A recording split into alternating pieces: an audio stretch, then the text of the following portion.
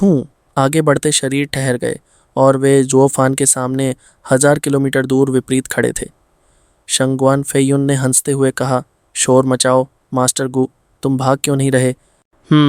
चूंकि बचने की कोई बात नहीं है तो भागने की भी जरूरत नहीं है, लड़ाई करना ही बेहतर है। एक मुस्कान के साथ जो फैन ने संघर्ष करते हुए कहा। उसकी आंखों में मॉर्टल एस्पिरेशंस की झलक थी, जिसे हीरोइक स्पिरिट कहना मुश्किल था। शंगुआन फेयुन ने अवचेतन रूप से उपेक्षा भरे चेहरे के साथ कहा, वॉर मास्टर गु, क्या तुम भ्रमित हो?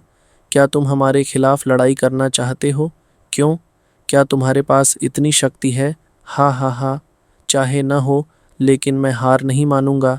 जो फान ने एक हल्की मुस्कान के साथ एंशिएंट थ्री लिंक्स को और कस कर पकड़ लिया और जोर से हंसते हुए कहा, और अगर आज की लड़ाई का उल्लेख हो तो यह कहा जाएगा कि मैंने सोर्ड किंग के साथ लड़ते हुए जान दी। ये एक नाम छोड़ने जैसा है, यह जीने लायक है। लेकिन अगर इसे मार दिया गया तो औरों से क्या फ़र्क? मैंने एंशिएंट टाइम्स में कभी कुछ नहीं किया और छोटी उम्र में 11th ग्रेड एल्केमिस्ट बन गया। क्या मैं साधारण इंसानों की तरह कुछ नहीं करूँगा, अदृश्य और अज्ञात रहूँगा? हा हा हा। शंगुआन फेयुन ने अनजाने में जोफान पर गहराई से नज़र डाली। उनकी घमंडी हंसी सुनकर उन्होंने बैली जिंगवेई और अन्य दो की ओर मुड़कर कहा, क्या यह सरनेम्ड एंशिएंट की कोई विशेष बात है?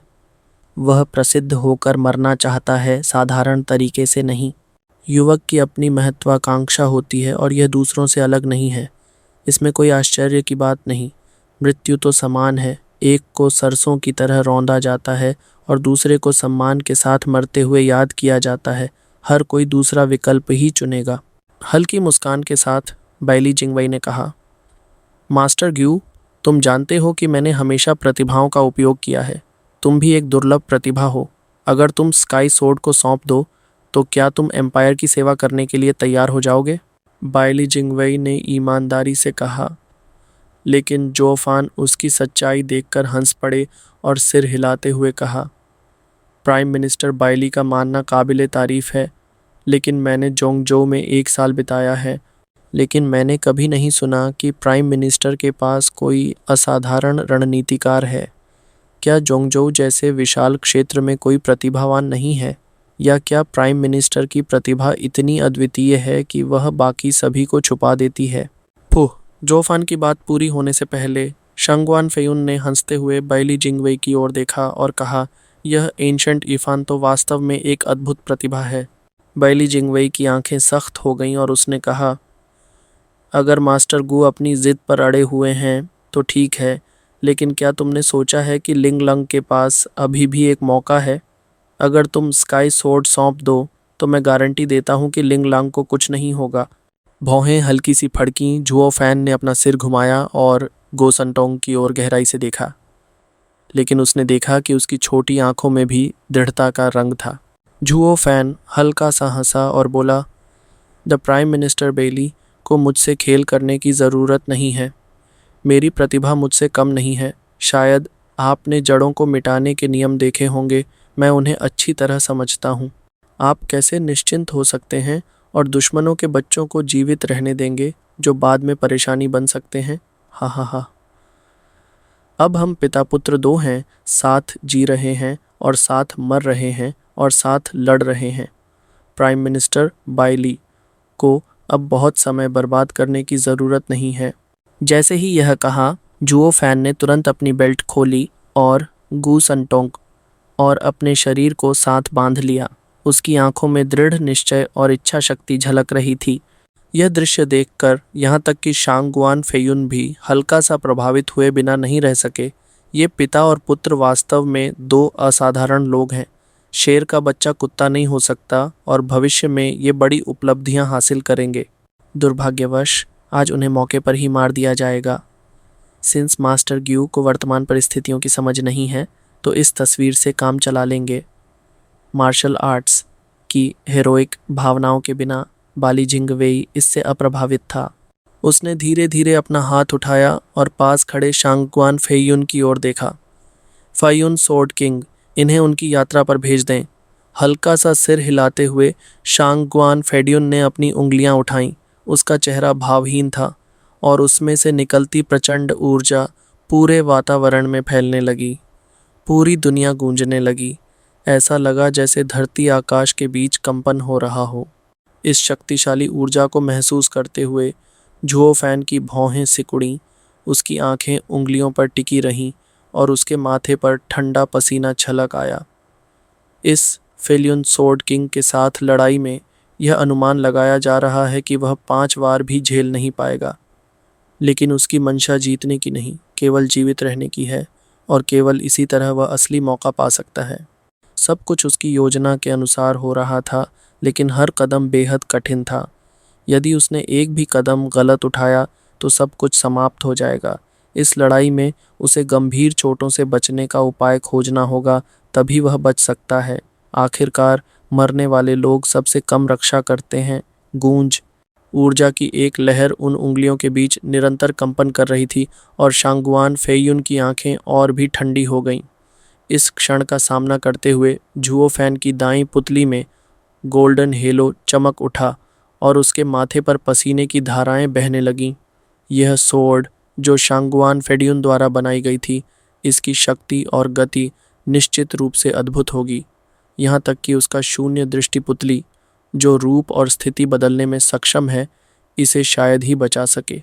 एकमात्र संभावना यह है कि उसके सोर्ड चलाने के क्षण में अंतरिक्ष को बदल दिया जाए ताकि वह अपनी जान बचा सके। न तो बहुत जल्दी और न ही बहुत देर। यदि देर हुई तो निश्चित रूप से मृत्यु होगी। यदि जल्दी हुई तो लोग अंतरिक्ष के कंपन को महसूस करेंगे और वह सोर्ड तुरंत अपना मार्ग बदल देगा। आप फिर भी मर जाएंगे। तो इस जीवन मृत्यु के क्षण में यदि आप इसे सही समय पर नहीं पकड़ सके तो खेल तुरंत समाप्त हो जाएगा। इस स्थिति का सामना करते हुए झुओ फैन पर भारी दबाव था। आखिरकार यह पहली बार है जब वह द 9 सोर्ड किंग अलोन का सामना कर रहा है, जो फैन जाइज मास्टर के शिखर पर है। उसके पीछे ठंडे पसीने से भीग चुके थे। आखिरकार शांगुआन फेयुन ने अपनी उंगलियों को हल्का सा मोड़ा और हाथ झटकते ही झुओ फैन पर हमला कर दिया। जैसे ही सोर्डमैंग नज़दीक आया, झुओ फैन ने अपनी दृष्टि पुतली सक्रिय की और तुरंत अंतरिक्ष परिवर्तन किया। इस प्रकार जब सोर्डमैंग उसके करीब आया, लगभग उसी समय झुओ फैन पूरी तरह गायब हो गया। जियानमंग सीधे शून्य को पार कर गया और उसके पीछे की मिट्टी पीली धुएं की दीवार में जा घुसा। अचानक पूरी दीवार गायब हो गई और साफ आसमान नजर आने लगा। क्या बच निकला? ये कैसे संभव है? आंखें सिकुड़ गईं और शांगगुआन फेड्यून को अविश्वास हो गया। लेकिन जल्द ही, इससे पहले कि वह झुओ फैन की गति पर आश्चर्य करता, अंतरिक्ष का गूंजता हुआ स्वर उसके सामने फिर से सुनाई दिया। दूसरे शब्दों में, झुओ फैन का यह परिवर्तन भागने के लिए नहीं बल्कि अटैक के लिए था। उसने 9 सोर्ड किंग पर हमला करने की पहल की। इससे तीनों लोगों में भय व्याप्त हो गया। ये लड़का कहाँ से आया है? जब उसकी आकृति गूंजी और शांगगुआन फेयुन के पास प्रकट हुई, द सेकंड सोर्ड की शांगगुआन फेयुन के हाथ में पहले ही संकुचित हो चुका था। झुओ फैन को अचानक सामने देखकर वह बार बार व्यंग्यात्मक रूप से मुस्कुराने लगा। बहुत हिम्मत है। अपनी जान बचाने में तो सफल रहा और फिर से छल करने की हिम्मत कर रहा है। ऐसा लगता है कि तुम्हें सच में जीने का मन नहीं है। ले यान तोड़ता है आकाश। लेकिन इससे पहले कि वह अपनी बात पूरी करता, जो फैन, जो अभी अभी उसकी आंखों के सामने प्रकट हुआ था, ने अपनी दाईं आंख की पुतली में 2 गोल्डन ऑरस चमकाई और बाईं पुतली में बर्स्ट इनटू थंडर। उसकी लंबे समय से तैयार चाल तुरंत जारी कर दी गई। हुंकार। जैसे ही मृत्यु का एक इस्पाती कांटा जोर से फेंका गया हो, उग्र थंडर फ्लेम अचानक ब्लैक पिलर ऑफ फ्लेम में बदल गई और शांगगुआन फेयुन के सामने उसके दाहिने कंधे की स्थिति पर जोरदार हमला किया और अचानक उसे आश्चर्यचकित कर दिया। खास तौर पर जब उसने इस भयानक लेईयान को फिर से देखा, शांगगुआन फेयुन भयभीत हुए बिना नहीं रह सका। उसके 3 शव देवता उछल पड़े। 3 आत्माएं 2 सोल्स की ओर चली गईं और 7 सोल्स रैन द 6 सोल्स। उसने जल्दी से अपने पूरे शरीर की ताकत इकट्ठा की और युएन ली शील्ड बनाया। वह इस डरावनी चीज़ को अपने शरीर के किसी भी हिस्से पर नहीं लगने देना चाहता था। उसी समय उसकी दूसरी ने जोरदार ढंग से जुओ फैन पर वार किया, जो इतना पास था, इतनी नज़दीकी से जुओ फैन अपनी चालाकी से भी नहीं बच सकता था। यदि ऐसा हुआ तो जुओ फैन का अंत सभी सोल्स एंड स्पिरिट्स के नष्ट होने जैसा होगा। भारी दबाव सीधे उसकी ओर बढ़ा और छिपा हुआ जानवे जुओ फैन के गालों को चीरते हुए उसकी त्वचा पर ठंडा पसीना ले आया। उसका चेहरा गंभीर था, लेकिन इसी पल ऐसा कुछ हुआ जिसकी जुओ फैन को छोड़कर किसी ने कल्पना भी नहीं की थी। और यही कारण था कि शांगगुआन फेयुन, जो अभी तक खुद को श्रेष्ठ मानता था और जुओ फैन को तुच्छ समझता था, इतनी बुरी तरह डर गया कि हक्का बक्का रह गया और इस युवा व्यक्ति को कम आंकने की हिम्मत नहीं कर सका। साथ ही एक गहरी खतरे की भावना ने अचानक उसके पूरे दिल को भर दिया, जो सोर्ड किंग के रूप में उसकी पहचान को हिलाकर रख दिया। पुफ! एक मध्यम आवाज़ तेज़ी से निकली और यह ब्लैक फ्लेम्स से बिल्कुल अलग थी जो युआनली शील्ड से जुड़ी थीं। इस बार ज्वाला केंद्रित थी। यह ऐसा था जैसे एक इस्पाती सुई ने स्काई डोम को भेद दिया हो और ज़ोर से गुजर गई हो। उसने अचानक उसकी युआनली शील्ड को हिट किया। शांगवान फेयुन की आंखों की पुतली ज़ोर से सिकुड़ गई और उसका चेहरा डर से पीला पड़ गया। उसका दिल लगभग उछलकर बाहर निकलने को था। वह यह सोच भी नहीं सकता था कि यह भयानक लेयन इस बार इतनी शक्तिशाली हो सकती है कि उसकी सुरक्षा को भी भेद दे। लेकिन वह यह नहीं जानता था कि शांगगुआन यूलिन द्वारा विस्फोट के समय छोड़ी गई थंडर फ्लेम केवल इसकी प्राकृतिक शक्तिशाली विशेषताओं को दर्शाती थी और यह कोई असली अलौकिक शक्ति नहीं थी।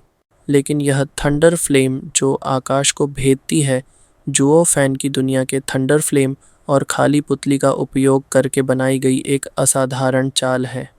युआनली प्रोटेक्टिव कवर तो छोड़ ही दें, यहाँ तक कि 12वें स्तर की फॉर्मेशन एन्चांटमेंट, जिसने उस रात मास्टर्स ऑफ शंगवान्स फैमिली को एक जगह कैद किया था, उसे भी इसने चीर दिया था। चेहरे पर तनाव के साथ उसकी आंखें भय से भर गईं। जैसे ही ब्लैक लेयान उसके कंधे से होकर गुजरी और दूर आकाश में चली गई, उसका ठंडा पसीना डरावनेपन से टपकने लगा।